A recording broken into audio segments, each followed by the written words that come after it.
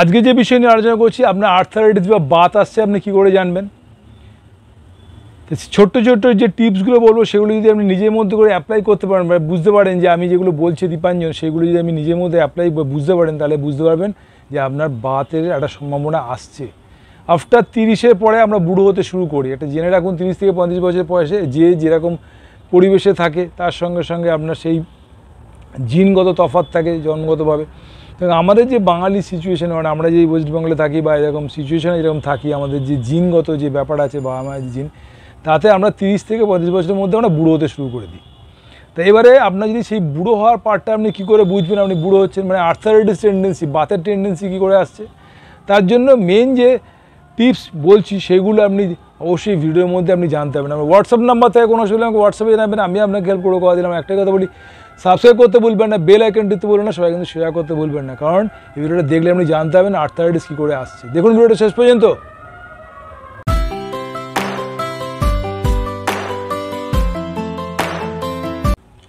আজকে যে বিষয় নিয়ে আলোচনা করছি, বিষয়টা হচ্ছে যে আপনাদের আর্থারাইটিস বা বাত আসছে কী করে জানবেন।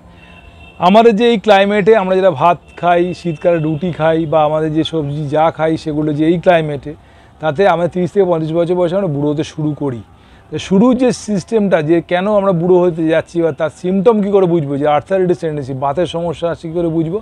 প্রথমত হচ্ছে দেখতে হবে আপনার হাতের আঙ্গুল, পায়ের আঙ্গুল, আমাদের হাঁটু এবং অবশ্যই নাক এবং মুখ এগুলো ফুলছে কি না। দেখুন ইয়ং বয়সের যে ছবি দেখেন তার থেকে দেখবেন বয়সের সঙ্গে সঙ্গে এগুলো ফুলছে আস্তে আস্তে করে, নাক মুখ চোখ ফুলছে, হাতের আঙুলগুলো ফুলছে, এই কনুইয়ের এই হাড়গুলো ফুলছে এবং তার সঙ্গে শোল্ডার আপনার ফুলছে, এই জায়গাটা ফুলে যাচ্ছে এবং তার সঙ্গে সঙ্গে আমাদের এনার্জি কমছে, মানে যে কাজ করতে যাচ্ছেন সেই এনার্জি আপনার কমছে। এবারে এক্সেপশনাল ব্যাপার অনেকেরই থাকে, অনেকে আমার পেশেন্ট আছে 60-70 বছরের প্রচুর তার এনার্জি থাকে, সেটা এক্সেপশনাল ব্যাপার। কিন্তু আপনার দেখবেন এনার্জি আপনার দিনের পর দিন কমে যাচ্ছে, কাজ করতে গিয়ে একটুখানি গেলেই আপনি হাঁপিয়ে যাচ্ছেন, আপনার কিছু কাজ করতে গিয়ে একটুখানি ব্যাপার হলে তো প্রচণ্ড ঘাম বেরিয়ে যাচ্ছে, তাহলে আপনার এই অবস্ট্রাকশনগুলো আসছে এবং রাতে ঠিকমতো ঘুম হচ্ছে না, মানসিক চিন্তা আপনার মধ্যে গ্রাস করছে। এই সমস্যাগুলো যখনই কমপ্লিকেশন শরীরের মধ্যে আসতে শুরু করে তখনই বুঝতে পারবেন আপনার আর্থারাইটিস টেন্ডেন্সি আসছে। তো এই আর্থারাইটিস টেন্ডেন্সির যে সিমটমগুলো বললাম সেগুলো অবশ্যই জানবেন এবং তার সঙ্গে সঙ্গে আপনাকে মাথায় রাখতে হবে যে মাসেলসের যে জোর, এই যে মাসেলসের স্ট্রেংথ আপনার বয়সের সঙ্গে সঙ্গে কমতে শুরু করে, তখনই হাড়গুলো আস্তে আস্তে করে আপনার ফুলতে শুরু করে এবং সেটা অস্টিওপেনিয়া, নর্মাল অস্টিওপেনিয়া অস্টিওপোরোসিসের দিকে যায়। অস্টিওপোরোসিসের দিকে অনেকেরই ক্ষেত্রে রোগের ক্ষেত্রে হতে পারে বা তার সঙ্গে সঙ্গে আমাদের ডিলেট ক্ষেত্রে, মানে 50-60 বছর পরে অস্টিওপোরোসিসের দিকে যায় এবং সেই অস্টিওপোরোসিসের ব্যাপারটা যখন হাড়গুলো ক্ষয় শুরু হবে, হাড়গুলো ব্লাডে ফ্লো ঠিকমতো পাস করবে না, হিমোগ্লোবিন ঠিকমতো তৈরি হবে না, হিমোগ্লোবিন কমতে শুরু করবে, তখনই দেখবেন অস্টিওপোরোসিসের টেন্ডেন্সি বাড়তে থাকে। তখনই আমাদের হাড়গুলো ক্ষয়তে শুরু করেছে, হাড়গুলো জুড়ে যাচ্ছে, হাঁটুর ক্ষেত্রে, কোমরের ক্ষেত্রে হাড়ে অস্টিওফাইটিক চেঞ্জেস হয়ে গেছে, হাড়গুলো মাঝখানে গ্যাপ কমে গেছে, কোমরে ব্যথা, হাঁটু ব্যথাগুলো শুরু হচ্ছে। তা আপনাকে মাসেল স্ট্রেংথটা রেগুলার ওয়াইজ বজায় রাখতে হবে এবং তার সঙ্গে সঙ্গে আর্থারাইটিস হয়ে গেলে এই সিমটমগুলো আমরা মাথায় রাখতে পারে, আমি তো বুড়ো হতে শুরু করেছি, আমার এনার্জি লেভেল কমে যাচ্ছে, আগের মতো পরিশ্রম করতে পারছি না, ঘেমে যাচ্ছি, এই সিমটমগুলো আমাদের পাস করছে। প্রথমেই এবারে এর থেকে কি করে মুক্তি পাবেন, আপনাকে সকালে বিকেলে করে হাতের মুভমেন্ট, পায়ের মুভমেন্ট রেগুলার করতে হবে। কপালভাতি রেগুলার ওয়াইজ আপনাকে করতে হবে, রেগুলার ওয়াইজ কপালভাতি, রেগুলার ওয়াইজ কপালভাতি করুন।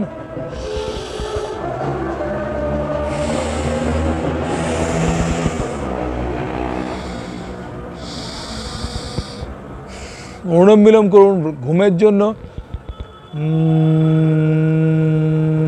মাথার সেলগুলোকে কাঁপানোর জন্য ভ্রামরিক অত্যন্ত অত্যন্ত জরুরি। হাত পা নাড়ছেন, মুভ করছেন, সেগুলো হচ্ছেন, কিন্তু মাথার ভেতরে যে করোটির ভেতরে যে সেলগুলো আছে সেগুলো করে কাঁপাবেন, তার জন্য একটাই মাত্র প্রাণায়াম, সেটা হচ্ছে ভ্রামরি করুন। ভ্রামরি করলে সেলগুলো কাঁপে, আপনার ঘুম ভালো হবে, আপনার এনার্জি ভালো হবে, আমাদের ব্রেন সেল অ্যাক্টিভিটিস হবে, স্ট্রোক আপনার কোনো দিন হবে না, যে ভ্রামরি ঠিকমতো করতে পারেন। তো এই ভ্রামরি, কপালভাতি, অনুলোম বিলোম 3টে করুন, আপনার দেখবেন আপনার বয়সটা অনেকটা হোল্ড করতে পারবেন। হোল্ড মানে আপনার বার্ধক্য অনেক লেট হবে, অনেক লেট।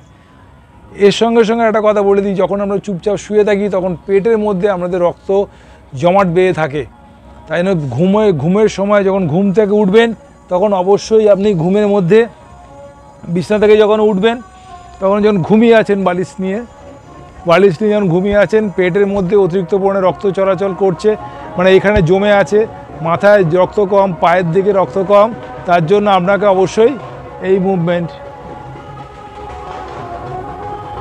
ঘুম ভাঙার সঙ্গে সঙ্গে এই মুভমেন্টগুলো আপনি করবেন।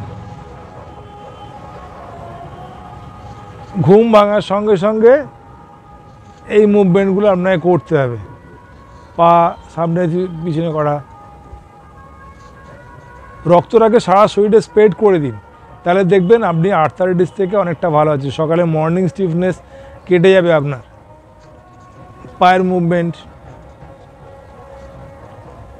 ওপর নিচ করা একটু একটু করে, পাগুলো শুয়ে শুয়ে রোটেশন করা, ক্লকওয়াইজ অ্যান্টি ক্লকওয়াইজ রোটেশন, ওপর নিচ করা, এই পার্টগুলো হাতের ক্ষেত্রে ওপর নিচ করা, হাতের ক্ষেত্রে ওপর নিচ করা,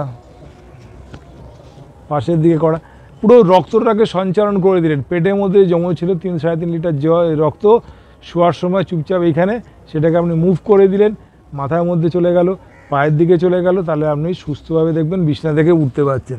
আর সবসময় বিছনা থেকে ওঠার সময় বাঁ দিকে কাত হয়ে ঘুমোবেন, বাঁ দিকে চাপ দিয়ে ওঠার চেষ্টা করবেন। দেখবেন আপনার হাঁটু ব্যথা, কোমরে ব্যথা অনেকটা, সকালে যে স্টিফনেস থাকে, মর্নিং স্টিফনেস বলা হয় আর্থারাইটিস টেন্ডেন্সির প্রথম কাজ হচ্ছে মর্নিং স্টিফনেস। আমরা পেশেন্ট যখন দেখি, পেশেন্টকে বলি যে আপনার মর্নিংয়ে কিরম থাকেন, ঘুম থেকে উঠে কিরম থাকেন, তখন তারা বলে মর্নিংয়ে একটু স্টিফ থাকে, তখনই বুঝতে পারি তার আর্থারাইটিস টেন্ডেন্সি আসছে, মানে বাতের সমস্যা আসছে। মর্নিং স্টিফনেস থেকে আপনি ভালো থাকবেন। শোয়ার সময় এই ব্যায়ামগুলো আপনি, ঘুম থেকে ওঠার সময় এই ব্যায়ামগুলো একটু করে নেবেন, 5 থেকে 10 মিনিট করলেই দেখবেন আপনি অনেকটা ফ্রি থাকছেন, আপনার হাতে ব্যথা, পায়ে ব্যথা অনেক কমে যাচ্ছে। আর একটা দুটো টার্মস জাস্ট বলে দিই, মানুষের মধ্যে দুটো আর্থারাইটিস মেনলি দেখা যায়, একটা rheumatoid arthritis, osteo arthritis. Rheumatoid arthritis হচ্ছে রক্তের বাত, আর অস্টিও আর্থারাইটিস হচ্ছে হাড়ের বাত। হাড়গুলো আস্তে ক্ষতি করে, তাতে বড় জয়েন্ট মানে বিগ জয়েন্ট, কোমরে হাঁটুগুলো ক্ষতি করে, অ্যাঙ্কেল জয়েন্টগুলো ক্ষতি করে। কিন্তু রিউমাটয়েড আর্থারাইটিস রক্তের বাত, তাতে ছোট জয়েন্ট থেকে বিগ জয়েন্টের দিকে, রক্তের দিক ছোট জয়েন্ট থেকে বিগ জয়েন্ট থেকে দিকে আসে, আর অস্টিও আর্থারাইটিস বিগ জয়েন্ট থেকে স্মল জয়েন্টের দিকে যায়। এই ছোট্ট ছোটো টিপসগুলো জানতে পারলেন। আপনার যদি এই রকম কোনো সমস্যা থাকে অবশ্যই আমাকে হোয়াটসঅ্যাপে জানাবেন, আমি আপনাকে হেল্প করবো। কথা দিলাম, আমার একটাই কথা বলি, দীপেন সামন্ত আপনার বাড়ির ছেলে, কোনো অসুবিধা হলে আমি তো আছি আপনার জন্য। ভালো থাকুন, সুস্থ থাকুন, ভগবানের কাছে এই প্রার্থনা করি। নমস্কার।